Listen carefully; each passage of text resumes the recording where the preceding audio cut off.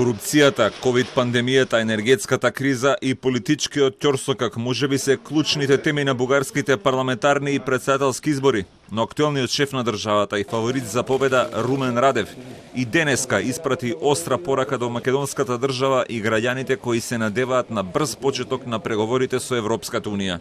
Ключът към началото на преговорите на Република Северна Македонија за членство в Европейският съюз е в спазването на правата на македонските българи, в изкореняването на езика на омразата, в прекратяването на системната дебългаризация, в прекратяването на опитите за системно унищожаване и фалшифициране на хилядолетното българско културно-историческо наследство.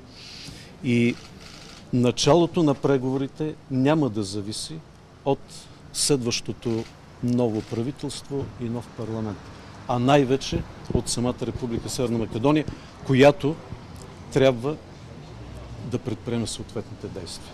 Изјавата на Радев секако може да се гледа и во контекст на внатрешната бугарска политика, откако неговиот главен политички ривал, поранешниот премиер Бојко Борисов пред неколку дена најави дека Европската унија ќе ја понижи Бугарија и Македонија ќе добие зелено светло за почеток на преговорите. Борисов тогаш се повика на изјавата на францускиот председател Макрон дека до декември нашата земја ќе ги почне преговорите, а вината за тоа ја лоцираше секако кај Радев. Радев денеска порача дека македонските шанси се единствено во искрени преговори со официјална Софија, а не преку притисок на европските престолнини.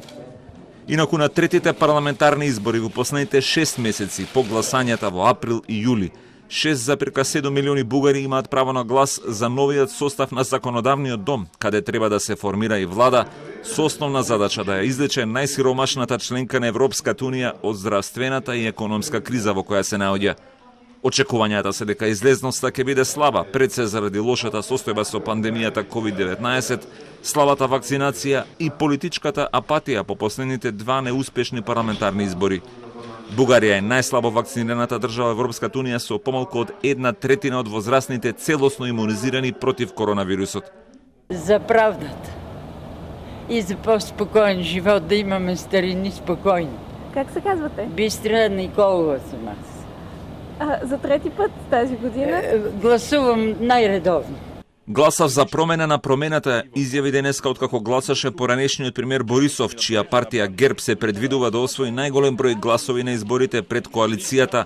Продолжуваме со промените на министрите за економија и финансии во техничката влада Кирил Петков и Јасен Василев и бугарските социјалисти.